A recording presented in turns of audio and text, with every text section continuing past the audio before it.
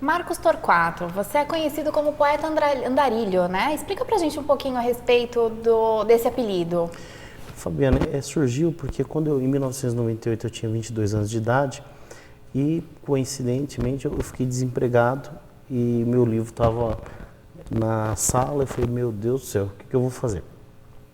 Tinha começado a vender o livro timidamente para os companheiros de trabalho, pelos amigos que eu encontrava, e aí comecei a vender o livro porta a porta. Comecei na cidade onde eu moro, que é Jandira, nas cidades vizinhas, e aí eu comecei a pegar gosto pelo trabalho. Como eu visitei muitas cidades, e toda cidade que eu visitava, eu sempre tive o hábito de procurar sair em alguns jornais. Então, toda cidade que eu vou, eu procuro um veículo de comunicação para eu divulgar meu trabalho.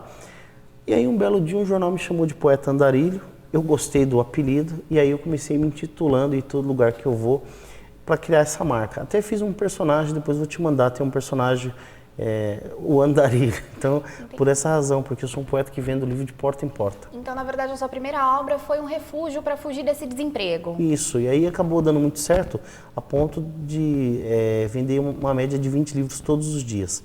E andei todas as regiões do ABC, Grande São Paulo, fui para Campinas, Sorocaba, enfim, andei bastante, fui para Jundiaí. Aí ao todo eu imagino que eu tenho andado em mais de 30 cidades. Bastante. A sua primeira obra foi lançada em 98, né? Os Sim. Devaneios de um Poeta. E agora você lança o Curvas do Tempo. Por que a demora tão grande entre uma obra e outra? Então, porque assim, como eu sou um poeta independente, eu nunca procurei as editoras por um motivo muito simples. Geralmente, quando a gente tem comissão, gira em torno de 7%, no máximo 10%. Então, como a poesia não é um livro tão vendável, não é um gênero tão assim que vai esperar grandes best-sellers, eu procuro fazer. E aí eu estava em busca de patrocínio, o material gráfico ainda existe um custo alto e eu não consegui nesse período todo. Mas o livro, na verdade, eu imagino que tenha ficado pronto aí em 2000, 2001. Eu já estava com esse livro pronto, que na verdade esse livro, em princípio, ia se chamar Inspiração. E aí eu acabei colocando Curvas do Tempo. E aí depois teve uma coincidência interessante, eu descobri que o Oscar Niemeyer tem um livro também chamado Curvas do Tempo. Só que as curvas do Niemeyer é outro, né, tem concreto, e as minhas curvas são as curvas poéticas. E aí essas curvas acabaram se estendendo. Mas, felizmente, eu lancei esse ano e aí teve um sucesso muito bacana.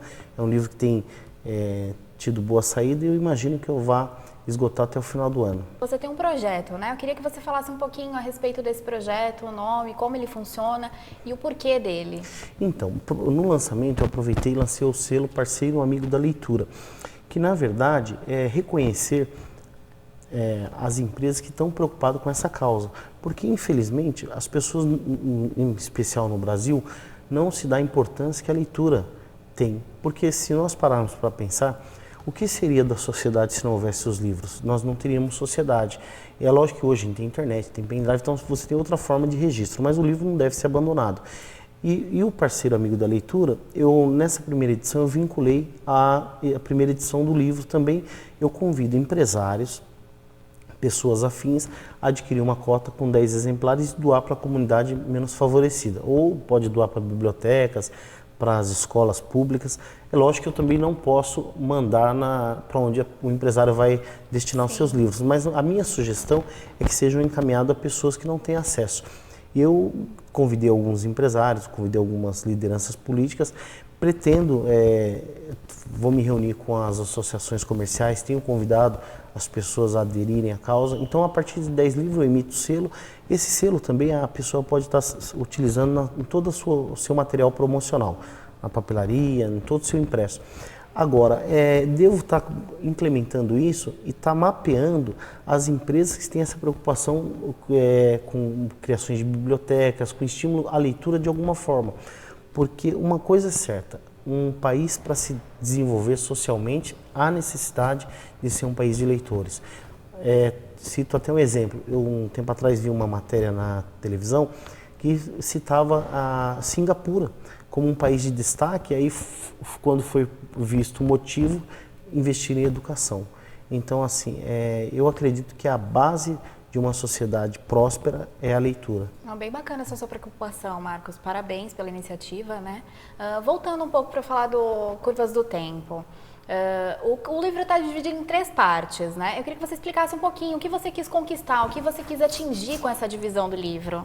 Então, a primeira parte eu trago uma poesia romântica no sentido de essa poesia melódica, não do romantismo, mas assim de uma poesia preocupada com o amor entre o homem e a mulher. Na segunda parte eu trago uma poesia de reflexão e que beira algumas questões filosóficas, umas reflexões existenciais. Na terceira parte trago uma poesia neoconcreta, onde eu trabalho com a disposição das palavras, e aí tem algumas poesias que são semelhantes a um desenho. Inclusive tem uma poesia que é um espiral, que é assim repetindo: céu, inferno, morte, vida.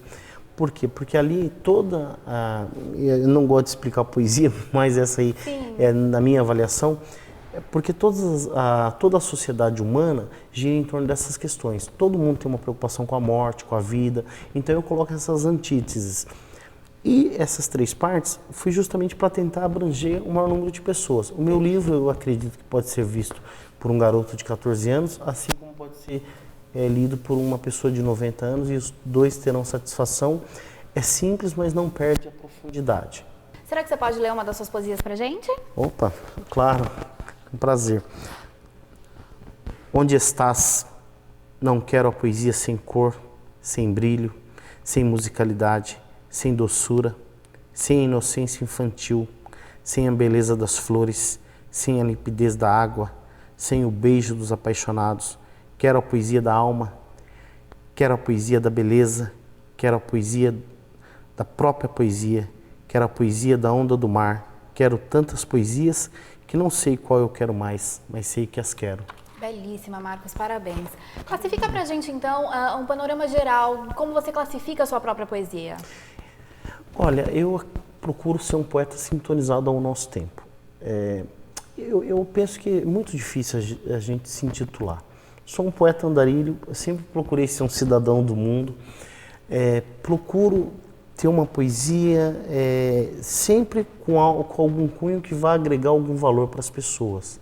Sempre ter uma mensagem que eu faça com que ela reflita o bem-estar. Agora, o que eu penso, se você me perguntasse, por exemplo, entre o Devaneios de um Poeta e o Curvas do Tempo, o Devaneios foi muito sentimento, foi aquele jorrar, a ânsia de escrever. Hoje o Curvas do Tempo tem essa ânsia também de escrever, mas foi mais lapidado, foi mais direcionado.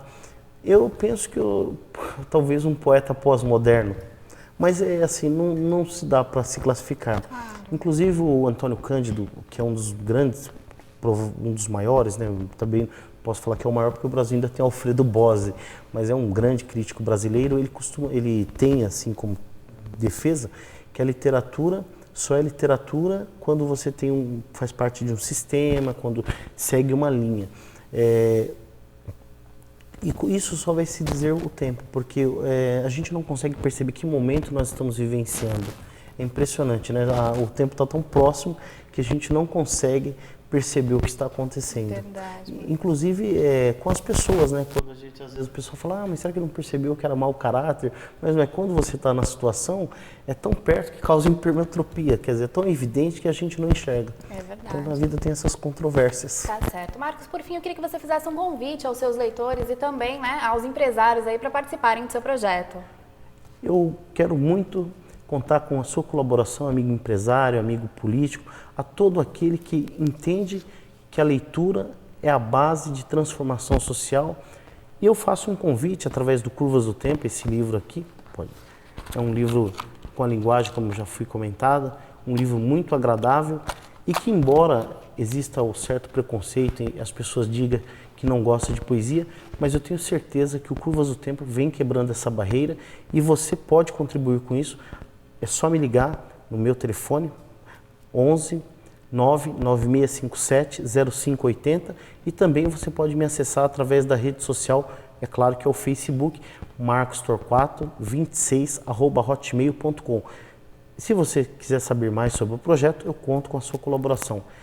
Com certeza é um grande investimento e um grande retorno social para a sua empresa. Obrigado. Marcos, muito obrigada pela sua presença aqui nos estúdios da NGT. Eu volto na próxima semana com mais dicas de cultura. Até mais!